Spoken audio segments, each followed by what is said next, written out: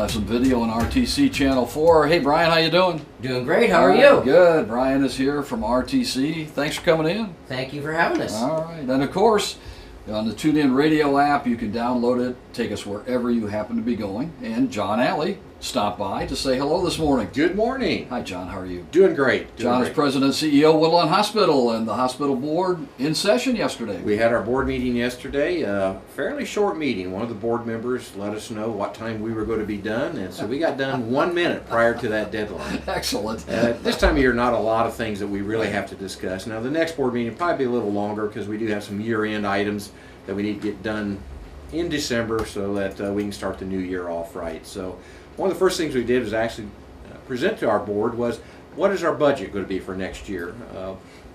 Been working on it since July, trying to fine-tune it and get it where it needs to be. So we give it to them this month.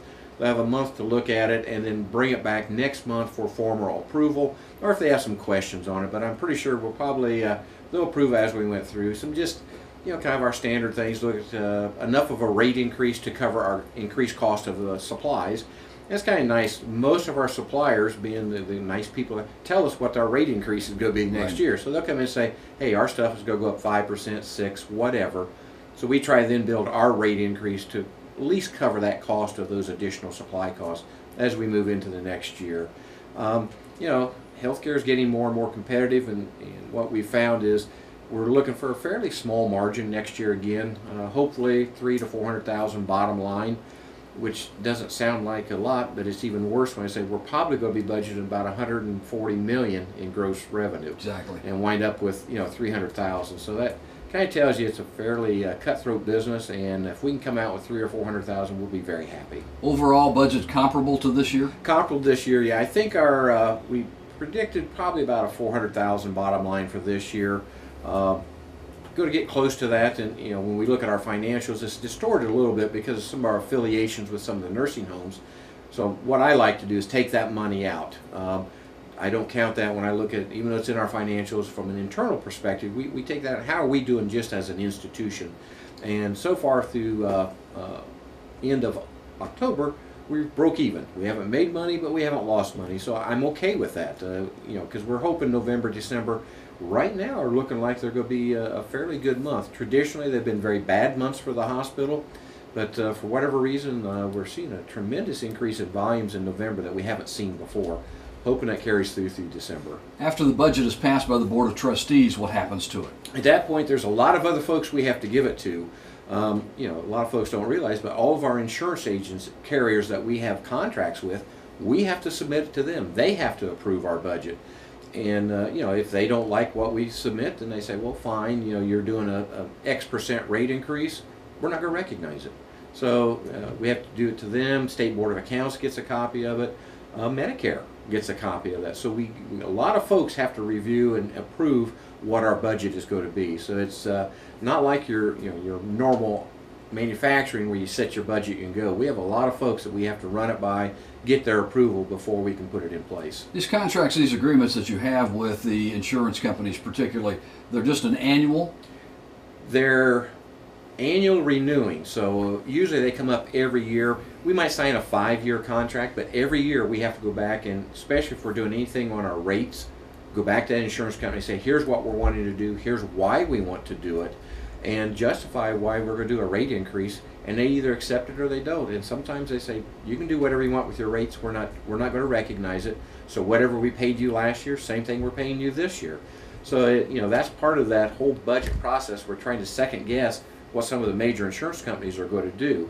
When we look at our governmental, like the Medicaid, Medicare, that's pretty well set. We know what that percentage is going to be, and once again, they don't care what our rates are. It's a flat dollar amount that they're going to give us.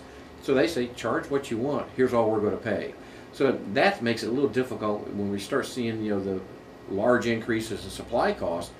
If Medicare, Medicaid doesn't want to recognize or doesn't match those, then each year we're kind of get a little deeper in the hole. And like anything else, the government's trying to save their money, watching their budget. They're under the same scrutiny that everybody else is. So we're not anticipating any increase in the governmental reimbursement for next year. So we got to try, how can we maintain a profit for the hospital and still do the services we need to do. Now, Medicaid and Medicare are two different groups, or two different things Right. you deal with, right? Yeah, the Medicare program is the federal Right, health insurance. right. Medicaid it's a state program that's partially funded by federal government. Okay. So, they kind of overlap a little bit, but the Medicaid's mostly a state program, Medicare is a federal program. Okay. All right, other notes from the board meeting yesterday. We just want to remind them it's time again. About every 3 to 5 years, we want to do what we call a strategic planning retreat. And that's where we sit down and say, here's where we are. Where do we want to be in the next 3 to 5 years?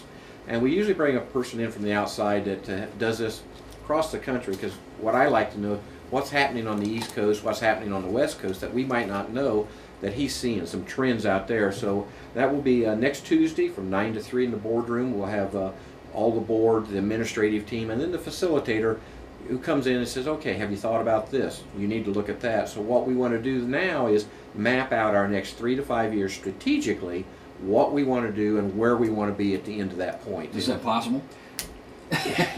No, but we give it a darn good try. I understand. I understand. Healthcare is so volatile. So what we try to look at is what is the trends, emerging trends now that's going to be really in place next 2 to 3 to 5 years, so that we're ready for those. I don't want to be the leader in that pack, but I want to tail end either. So make sure we're ready, aware of what's coming, so we're prepared and can react to whatever might happen as we move to the next 3 to 5 I years. think we had this conversation a couple of years ago as we talked about Affordable Care Act and what it was going to be doing to hospitals. And it's, as we're looking now, we've always talked about our bad debt and our compassionate care that we write off. Right. We're seeing a fairly significant decline in it now as we're getting more and more folks in the community signed up for some sort of health insurance program. As it, a lot of them are mandated. You have to have it, and if you don't, there's a penalty you pay on your tax return. So we're seeing and to me, a dramatic decrease in that is 0.5%. We're seeing some decreases in those numbers, which is telling me we're having more folks moving over to some sort of health insurance product.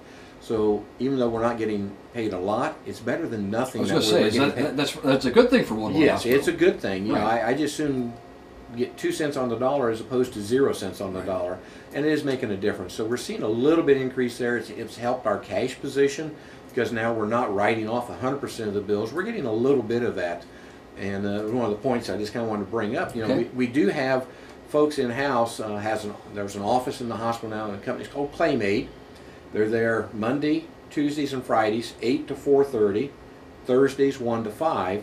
And what they do, they help you get enrolled in either one of the marketplace accounts or in HIP 2, which is a state Medicaid program. No cost to you. You come in, sit down with that counselor. They do most of the paperwork for you, because when you really look at what's required there is a ton of paperwork that you have to do to get in these programs. And I, looked at that and I said, I'd be halfway through it and I'd say, I'm done. It's overwhelming for somebody that doesn't know how this process works to try to fill out that paperwork. So, we have a super young lady in there that sits down with you and does the paperwork. She knows what it takes to get done. So, if it's something that you've put off saying, I don't want to mess with, please come see them. The phone number is 224-1049. You can set up an appointment, come in, sit down with her. And if it's nothing else, you've got questions on what you currently have, she can help answer that, because health insurance is an extremely complicated problem right now. What's covered, what's not covered, and they can help walk through that program with you, and it's been very beneficial for the hospital. And they can also tell you what you need to show them as far as proof of income and things like that. Correct. They know exactly what you need, what needs to be submitted, and the best part is they do 99% of that for you. So they know the shortcuts, and what might take you or I a month to get done, they might have done in a day or two, because they know how to get that done. So give us the hours and phone number again, John, would yeah, you please? It's Monday, Tuesdays, and Friday, 8 to 4:30. Okay. Thursdays, 1 to 5, and you can call 224-1049 to talk to her, set up the appointment. And it's right as you come in, the visitor's interest, there's right next to the cashier area. They've got a little office set up there, and it's very private. And I encourage, if you've been putting it off, please come in. It not only helps you, it also helps support your local health care, not only the hospital, but all your physicians, because now it helps them with a little bit of reimbursement, a little bit of cash, so they can continue to serve the community. Sooner or later, those penalties are going to become a little stiffer than what they are now. Right. In terms it's of going to taxes ramp up, and things and like you're that. going to So see yes, as it you is. move You bet into it the is. future, the Right. penalties are going to be much, much stiffer. Right. So go ahead and get it done. Yep. And a lot of folks said, well, I didn't realize how much subsidy I qualified for. So it's not costing them a lot of money for this coverage because they qualify for a lot of the subsidy programs, both state and federal. Okay. The other thing we talked about was basically how did we do for October? Okay. Had about 10.5 million was our gross revenue. Our deductions was 5.7 million, still a large number, but smaller than what it has been. Okay. We had operating revenue of 4.8 million. Operating expenses was just a little over 3 million, so we was actually able to come in with a $655,000 profit. That's a little misleading because about 50% of that was some state Medicaid money from 2 years ago. They're still settling up from prior years, so we got right around 300,000 came in the month of October to help close out some previous years. So just off operations, we again did about $300,000 profit. Well, that's a good month. That's a good month. I'm very happy with that. Again, looking at our daily census, when I just look at inpatients, I was concerned. We're seeing that shift, like everybody else is now, to more of an outpatient healthcare provider. And it's nationwide. I've attended a couple conferences, and that's been just kind of the talk among all the CEOs and CFOs is I'm seeing a major decline in my inpatient business. Outpatient revenue is going through the ceiling. So we're seeing that shift now to more of an outpatient setting. Some of the new hospitals that are being constructed out west, they're only doing 6 to 8 inpatient beds. Everything else is an outpatient, and their comment is, I've got other big tertiary care centers close to me. If I need the inpatient, we transfer it to there. So, I think we're seeing a change in how healthcare is being delivered to more of an outpatient. And that's part of what we want this consultant to help us with as we look at our strategic plan. What do we need to do today so that we're ready for that 3 to 5 years down the road? Well, you and I have had this discussion over the last few months about one of the things that you'd like to see done are some of the rooms renovated at Woodlawn Hospital. Now the question becomes how many of those, correct, in terms of what's happening with outpatients today, need to be renovated. Yeah, so we've kind of, I thought I had it all planned out, knew exactly what I was going to do. Now that we're seeing this trend, it's kind of back to square one, and we're starting over saying, maybe we don't want to do 25 rooms.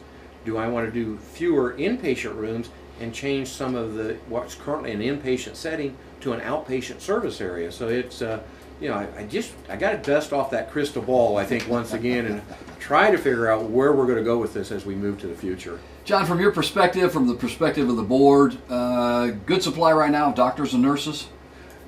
Yes. It's like anything else, the biggest area of concern is still primary care physicians. When I talk to the students in the medical schools, a lot of them, their father, their uncle, their mother, somebody in their family's been a primary care physician, and they say, I don't want to do that. I don't want to work 7 days a week on call all the time.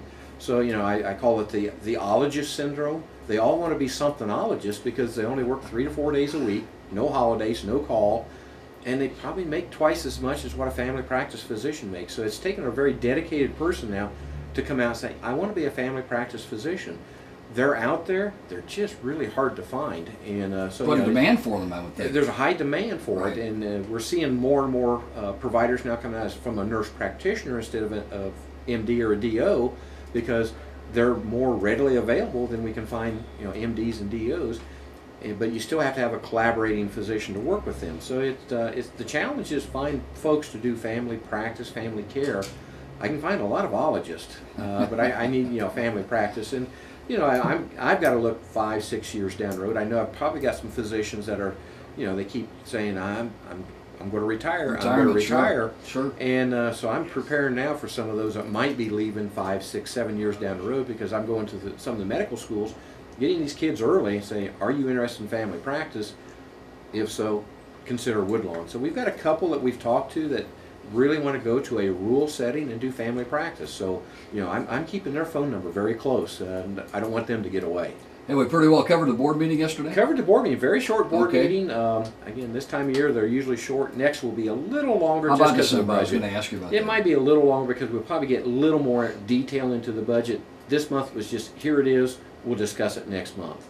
John Alley, President and CEO of Woodlawn Hospital. Anything else you'd like to report on this morning? Just, as we move into this holiday season, remember safe food practice for tomorrow.